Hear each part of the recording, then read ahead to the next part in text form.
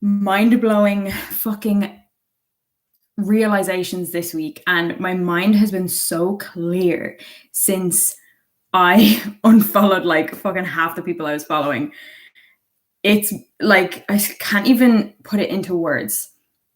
But before I did that, I swear to God, my brain was like, it was like a constant fizzy, loud, and I couldn't even decipher in my brain what were my thoughts and what were just all of the information I was consuming. Because I follow a lot of people that activate me on Instagram and on TikTok and even YouTube and podcasts that I'm subscribed to. Like, there's just stuff everywhere, and I'm so into personal growth and I'm obsessed with consuming that type of content. But it just got to a point where I was like, hold on, who the fuck even am I anymore? It just got like beyond the realms of my fucking capabilities. I'm just checking that I have my mic working on the YouTube here. Yes, I do. Okay. So I do have some notes, but they're literally just a couple of bullet points. Like, it's nothing crazy. I had like 15 pages of notes for the in-between masterclass. But it's not going to be like that. It's going to be a little more casual, a little more laid back today. But ultimately, starting off, when you remove there's two things, the meh in your life and the straight up shite, you create space for so much more fucking magic and clarity. It is insane. It's insane.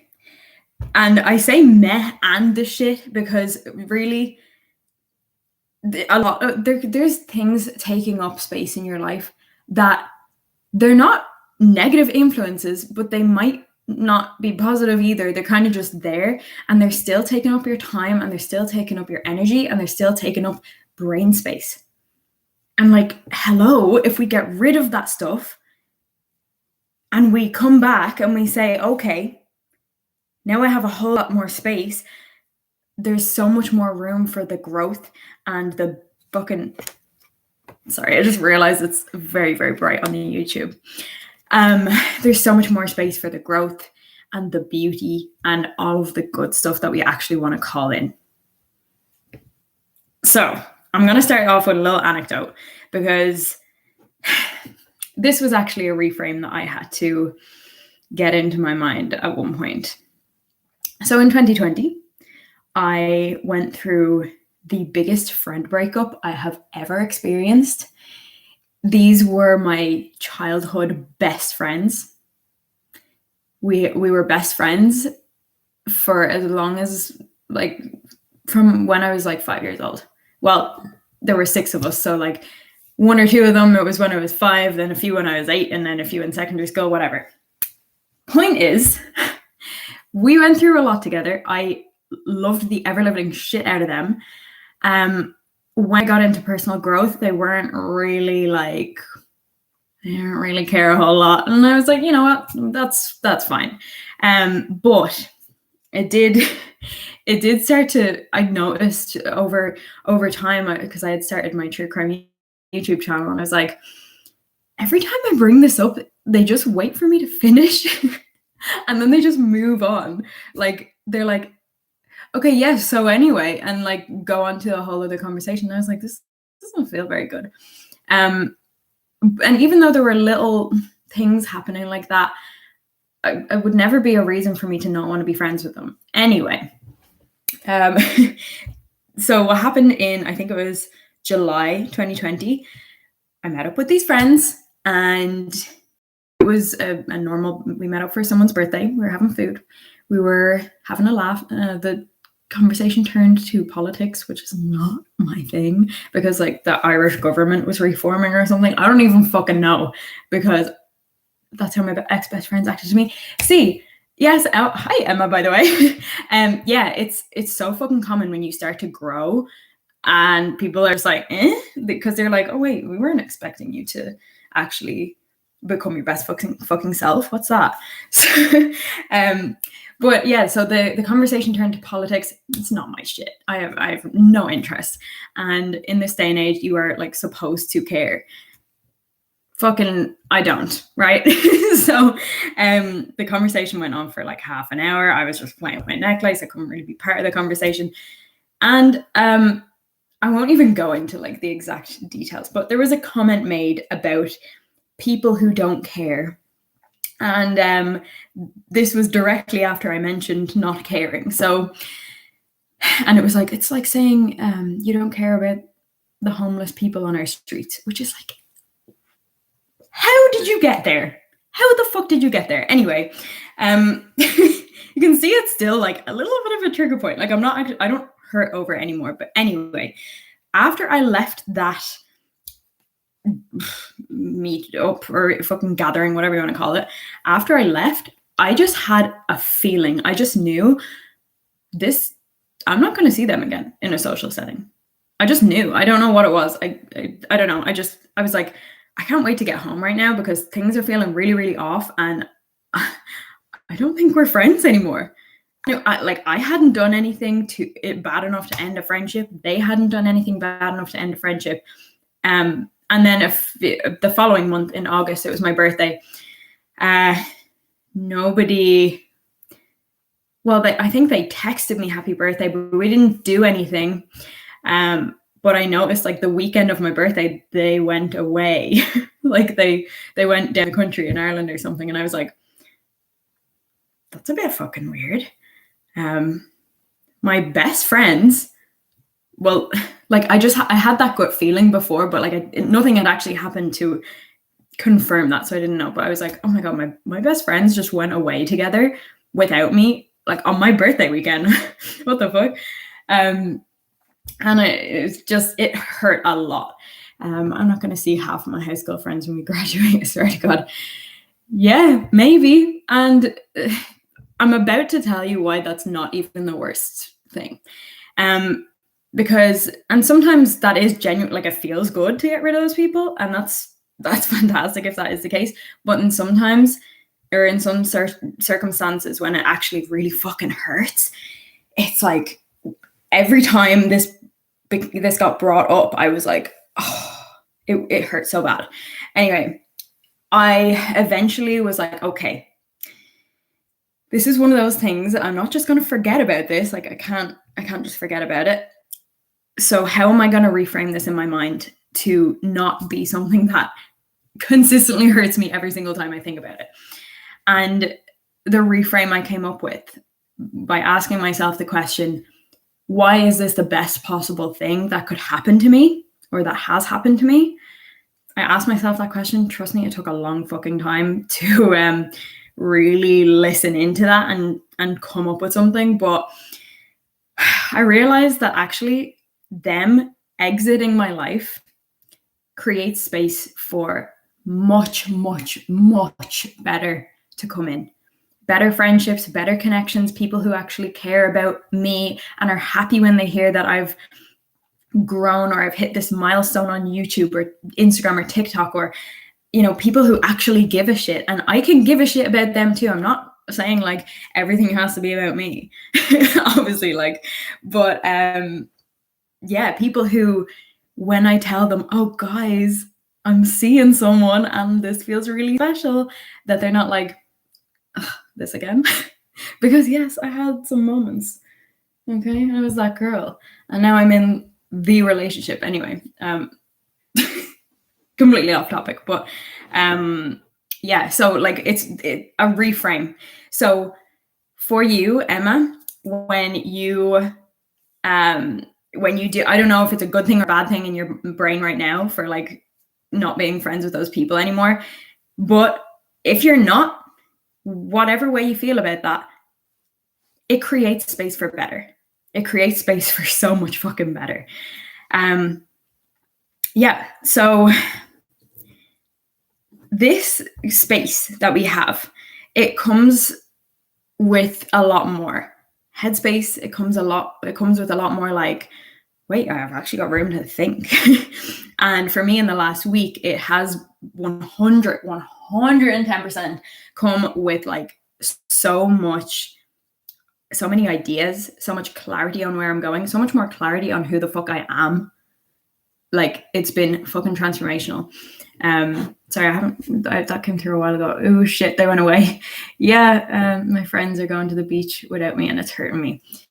Yeah, like I'm sorry that's happening to you, because it fucking feels like shit. It really does. But I hope that little reframe is something that you can focus on that can make that feel that bit better. Because if friendships end, it does create space for better to come along. Space in so many. Oh my god, I'm getting a stress rash. See, I'm so not comfortable going live. I just want to call your attention to this right now, because like, we take the messy action. We go outside the comfort zone here. So let me refer to my notes here. Oh yes, so creating space for better. We can bring intention to this. And this is where this is like my little speciality. And there's 3 things I want to talk about. But first, I haven't taken a sip of this coffee yet. So, priorities. Yeah. Okay, that'll do it. Right. So 3 ways I want to talk about bringing intention to your fucking creating space system, or whatever you want to call it. Number 1, the practical. I'll talk about examples in a sec. Number 2, behaviors. And number 3, what was number 3? Traits / potentially toxic traits, like parts of you that you're holding on to. Again, I'm going to go deeper into this now. So with the practical, what I literally mean, this is like so simple, but it's one of those things we don't realize how much of an effect it can have on us. So the practical, unfollowing a fuckload of people, deleting apps. I can't even tell you the amount of unnecessary apps I had on my phone. And I think it was Tuesday night, Monday night. But my brain, I could not think straight, because I was following so many people. And yes, I still respect them as people. I still enjoyed their content and got value from their content. But it just got to a point where it was so overwhelming. I was like, I don't even know what's going on. Like, what is even going on anymore? And I unfollowed, like, it ended up being more after I posted that the other day on my feed. It was like, it ended up being almost like 150 people I unfollowed. And some of them I was like, oh, this is a bit awkward, because like we mutually follow each other, and I don't want to be like, I don't want to do the whole thing like, yes, well, I've grown above you now and I'm better than you, because it's literally not it. I was just like, I need to minimize the amount of people I'm following. Like, am I really 100% getting value from this person right here? Because that I might have been getting like a bunch of value, but not enough to change my fucking life value. And I was really, what's the word, like, ruthless with how many people I unfollowed. And it's not even like a hate thing or anything. I was just like, I just need to protect my fucking space right now. I unfollowed 400 people on this account, and now my follower account looks really small, but I've got a more engaged audience, which is good. Yeah, amazing. Your follower count. Yeah. Yeah, I mean, the thing is, like, when people, actually, that's another thing. When people unfollow you, like, they probably weren't all that engaged with your stuff anyway. So not to be like, yeah, whatever, don't care. But it's like, okay, like, you probably weren't going to change their life. There's nothing wrong with that. They probably weren't going to be a big part of your life anyway. And it's like, when it's a follower account thing, sometimes it's hard to be like, I dropped below a milestone that I celebrated on Instagram like 2 weeks ago.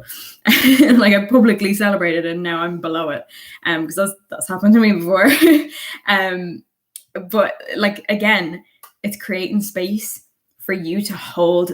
You get to hold that space for the people who actually give a shit, and who are actually activated by what you say, and who are lit up by what you say. Yeah, so that's the practical part. That's part 1.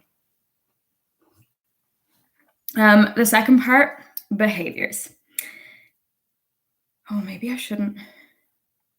Yeah, no, I pretty much said everything I wanted on the practical part, because it all comes back to that thing with, like, so much noise, everybody's talking at me, everybody's sharing these albeit amazing ideas, but like my brain can't take it all.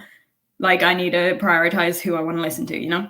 Anyway, on behaviors, this really comes down to habits. And again, when I started off, I said we remove two things. We remove the meh and we remove the straight up shite. The meh is just there taking up space, taking up energy, time, blah.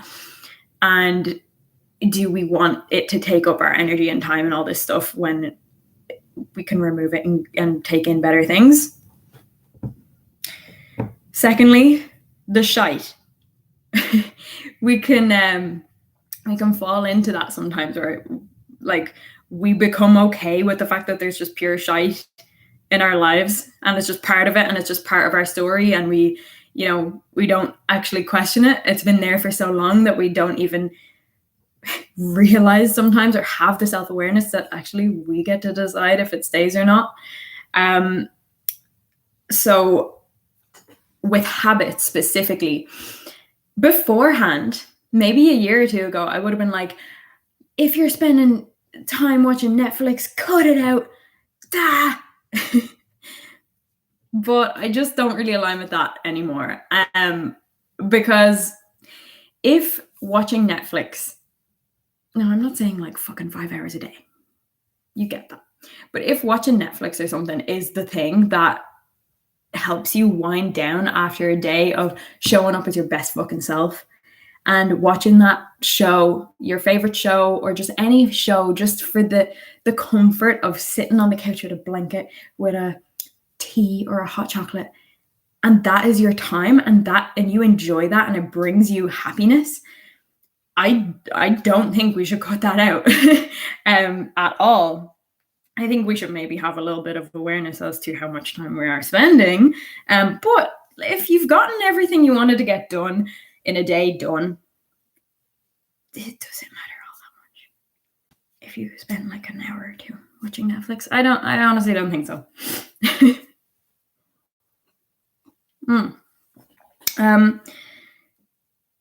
So with removing the meh or shit habits, it's removing the things that genuinely don't make you feel good.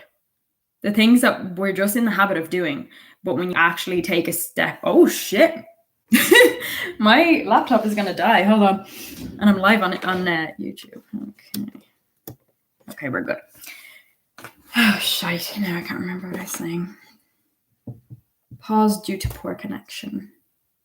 Okay, I think we're back. Oh no, pause due to poor connection again. Well, you know what? If it skips or whatever, it's not the end of the world, because I lost my train of thought anyway. Yes, so remove the things that don't make you feel good. What are the things? Because there are things you do every day that you're just in a habit of doing that either aren't helping you feel good, they aren't progressing your journey in any way. Maybe you feel like you have to do them, but you don't actually enjoy it, and you put it off for hours because it kind of drains the ever-living shit out of you. And like, we actually don't need to do that. Because there's always a way. There's always another way to hit the goal, to do the thing without like draining the shit out of yourself and hating it. This is a lesson I've learned lately that I just fucking wish I'd learned earlier. Jeez. Yeah. So anyway, when we remove the shitty or meh behaviors, what does that leave space for? That leaves more time and energy of yours and headspace to focus on the habits, the behaviors that are going to A, make you feel good, B, progress you faster, C, just allow you to step up a notch. Because we've cleared all the away. And the fucking power in that. The power in that is insane. Next we have traits. And I put in brackets toxic traits. Because let's have some self-awareness here. None of us are fucking perfect. And if we can look at what we're doing, look at the traits that we embody in our every single day, we probably aren't in a space where we're absolutely perfect. Like chances are we're not. And removing the toxic traits or the meh traits that aren't really doing anything, they're just there, or just the shitty ones that you're holding on to, the identities that are really not aligned with your next level or where you want to go. When we remove that, that's when we create space. I'm actually getting ahead of myself because I'm too excited for, like, you're gonna have a fucking mind-blowing moment in a second when I get to the end of this point. I just don't want to hop ahead and then make it lose its pizzazz. So I want you to, maybe after this live, journal on what parts of me am I holding on to that actually, oh shit, Instagram cut off for a sec. I'll start again. Journal prompt. What parts of me am I holding on to that actually are not for me? And an example of this, right, is maybe you hold on to the identity of an underdog. I did for quite a while in my life. That's why I'm using this as an example. And the underdog is often forgotten, is often in the back, not really shining, but they're just there and they're always doing things, but they never actually get. My mother is calling me. That is not good. Okay. Oh no, Instagram, come back, please. My phone just had like black screen and everything. Okay, I hope that didn't mess up because I got a phone call and I told my mom I was going to be on Instagram live and she's calling me anyway. Jesus. Anyway, sorry about that, guys. But if you hold on to the identity of an underdog, you will hold on to the identity of somebody. She keeps ringing me. Please text me. Thank you, Audra. Okay. Oh my God.